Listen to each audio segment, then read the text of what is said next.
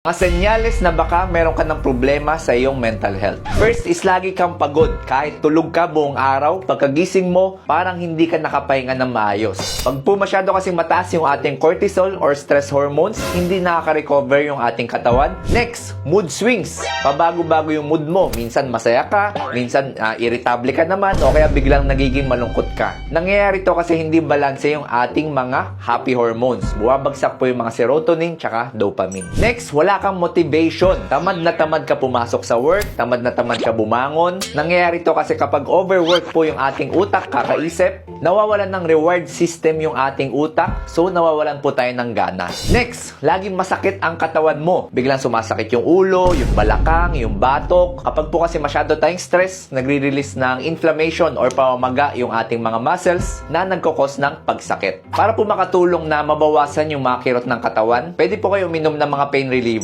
Piliin nyo po yung merong paracetamol tsaka ibuprofen. Mas maganda rin po kung yung fast action yung pipiliin nyo, pero hindi ganun kamahal. Reminder lang, kung meron po kayong sakit sa bato o sakit sa atay, dapat po nagpapacheck muna sa doktor bago mag-take ng mga ganito. Nakakatulong din para sa mental health ng mga kababayan natin yung tinatawag na social support and connection. Kaya meron po tayong mga regular na medmission para makatulong na gumaan yung pakiramdam ng ating mga mamamayan. Hindi lang po katawan yung dapat nating alagaan, pero pati na rin po yung ating isipan.